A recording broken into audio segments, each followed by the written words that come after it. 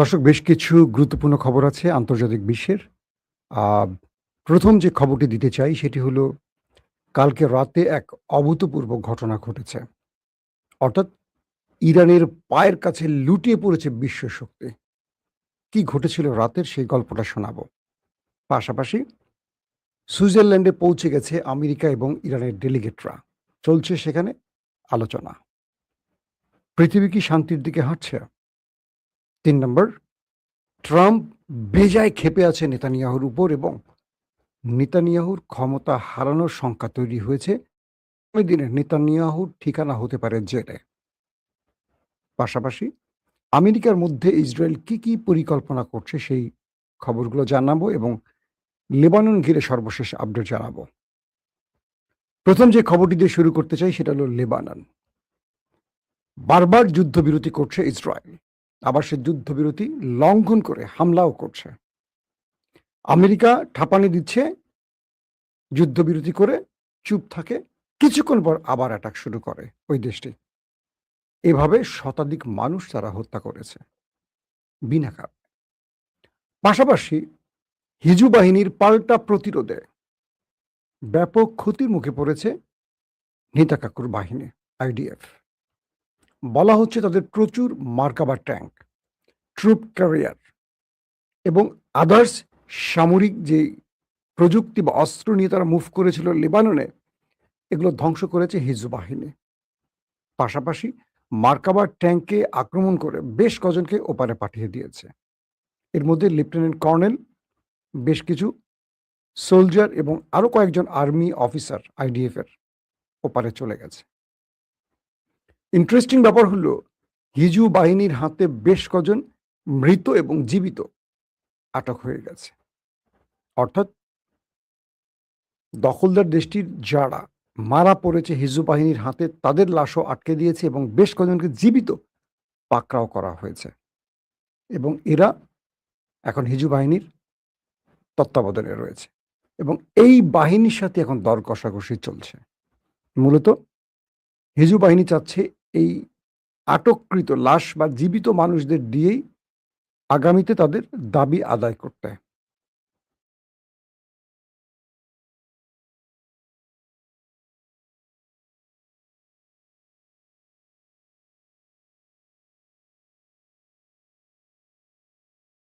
কিছু আউটলেট ৮ জন দাবি করছে। তার মানে হিজু বাহিনী শক্ত প্রতিরোধ গড়েছে, জবাব দিচ্ছে। ইসরায়েল যে ৬ জন বা আল জাজিরা যে ৬ জনের কথা স্বীকার করেছে ইসরায়েলি সেনা, লেবাননের আল মায়াদিন তাদের গণমাধ্যম বলছে এই সংখ্যাটা আরো বেশি হবে। কারণ তারা সবসময় সংখ্যাটা কমিয়ে বলে, কারণ অভ্যন্তরীণ চাপ মোকাবেলার জন্য নিজেদের ক্ষয়ক্ষতিকে গোপন রাখার চেষ্টা করে ইসরায়েল। পাশাপাশি দেশটির ভেতরে যেই গত কয়েকদিনের আক্রমণ পাল্টা আক্রমণ হয়েছে, তাতে করে এখনো অনেক নিখোঁজ রয়েছে দুপক্ষেরই। তবে হিজবুল্লাহ ওই বাহিনীকে দিনে এবং রাতে বিভিন্ন গেরিলা পদ্ধতিতে পাল্টা জবাব দিয়ে বেশ ক্ষতির মুখে ফেলেছে। যখন এই অবস্থা লেবানন যখন কি বলে ইসরায়েল যখন লেবাননে এভাবে আক্রমণ একটার পর একটা করছে, তখন কাল রাতে একটা দুর্দান্ত খবর আসছিল। আমার লাইভের শেষে আমি আপনাদের বলেছিলাম যে ইরান যেকোনো সময় এমন হতে পারে রাতেও আক্রমণ করে বসতে পারে। হঠাৎ করে মার্কিন ইন্টেলিজেন্স তারা খবর পেল যে ইরান রাতে ইসরায়েলের কয়েকটি গুরুত্বপূর্ণ শহরে বড় আকারে, ম্যাসিভ আকারে আক্রমণ করতে যাচ্ছে। কে? ইরান ইসরায়েলের শহরে। এবং মার্কিন সেই ইন্টেলিজেন্স মার্কিন প্রেসিডেন্ট ডোনাল্ড ট্রাম্পকে জানিয়েছে, মিস্টার প্রেসিডেন্ট, ইরান ইসরায়েলে বড় আকারে আক্রমণের পরিকল্পনা নিয়েছে এবং যে কোনো সময় আক্রমণ সম্পন্ন হবে। তারা এখন সুইচ হাতে বসে আছে ইরানের আইআরজিসি। আমি বলেছিলাম যে আজ রাতে আক্রমণ হতে পারে কাল লাইভে। আপনাদের মনে আছে হয়তো যারা আমার লাস্ট ভিডিওটা দেখেছেন। এরপর ইরান তাকিয়েছিল তাদের সর্বোচ্চ নেতা মুস্তফা খামেনির দিকে। কারণ মুস্তফা খামেনি তার ডেলিগেট স্পিকার গালিভভ এবং পররাষ্ট্রমন্ত্রী আব্বাস আরাকচিকে সুইজারল্যান্ড যেতে নিষেধ করেছিলেন যে আর কোনো আলোচনা নয়, এবার সমাধান হবে অস্ত্রের ভাষায়। আমরা ইসরায়েলকে পাল্টা জবাব দেব, আর ইসরায়েলের কাছে কোনো যুদ্ধবিরতি চাইব না। এই খবরটি যখন ট্রাম্প জেনে গেছেন, বা ট্রাম্পের সিকিউরিটি সোর্স যখন, বা ইন্টেলিজেন্স সোর্স যখন ট্রাম্পকে জানালো ইরান ইসরায়েলের মধ্যে অনেক বড় হামলা করতে যাচ্ছে, সেখানে তেল আভিভ, হাইফা, ডিমোনা, হ্যাঁ, তারপর নেভাত্তাম, অনেকগুলো টার্গেট লক করেছে ইরান, এবং এই হামলাটি হবে দখলদার দেশে ইরানের সবচেয়ে বড় হামলা। মানে এক হামলায় ইরান তাদের কাবু করে ফেলবে, কারণ বারবার এইভাবে অল্প আক্রমণ করে যুদ্ধবিরতির নাটক ইরান আর করতে চাইছিল না। ট্রাম্প তখন দ্রুত ইরানের সাথে যোগাযোগ শুরু করে এবং এক প্রকার হাতে পায়ে ধরাবাদ রাখে। ট্রাম্প পাকিস্তান, তুরস্ক এবং কাতারকে দিয়ে ইরানকে রিকোয়েস্ট করায় যে ট্রাম্পকে যেন কয়েক ঘন্টা সময় দেয়া হয়, তিনি ইসরায়েলের ব্যাপারে ব্যবস্থা নেবেন। ইরান এটি চাইছিল। ইরান পাকিস্তান এবং কাতারকে বলে দিল, ফাইন, আমরা কয়েক ঘন্টা সময় দিলাম আমেরিকাকে, দেখি আমেরিকা কি করে। এই সময় পার হয়ে গেলে আমাদের অ্যাটাক শুরু হয়ে যাবে, আমাদের সব রেডি। ট্রাম্প ইরানের কাছ থেকে সময় পেয়ে অনেকটা প্রাণ ফিরে পাওয়ার মতো সঙ্গে সঙ্গে ইসরায়েলকে নক করে, নেতানিয়াহুকে দিয়ে তাকে তার 14 গোষ্ঠী উদ্ধার করে জানিয়ে দেয়, তুমি যদি লেবাননে আর একটি হামলা করো, আমার নির্দেশ অমান্য করে, সিজফায়ার লঙ্ঘন করে তুমি যদি আর একটি অ্যাটাক করো, আমেরিকা তোমার পাশে আর কখনো দাঁড়াবে না।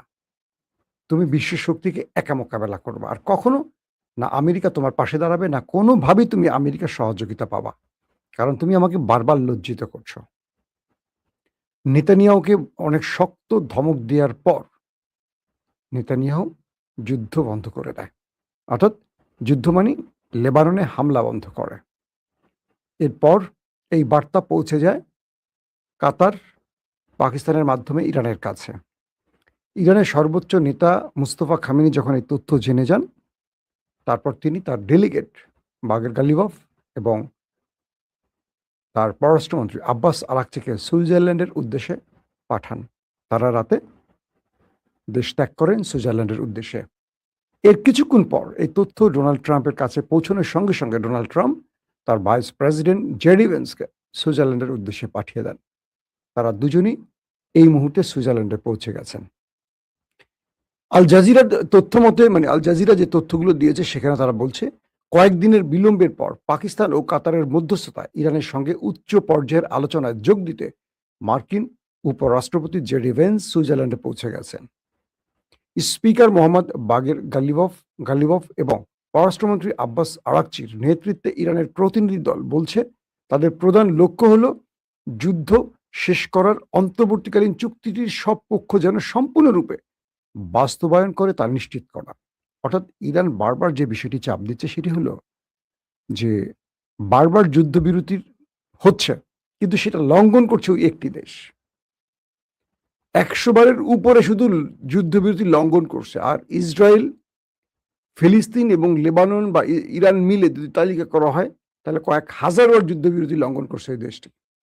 তারা কখনো কোনো বিশ্বাসের উপর, আস্থার উপর দাঁড়িয়ে কাজ করে না, তারা সবসময় পেছন থেকে ছুরি মারে এবং তা লঙ্ঘন করে। তো ইরান বলছে আমাদের প্রধান দায়িত্ব হলো সব পক্ষ যেন এটা বাস্তবায়ন করে।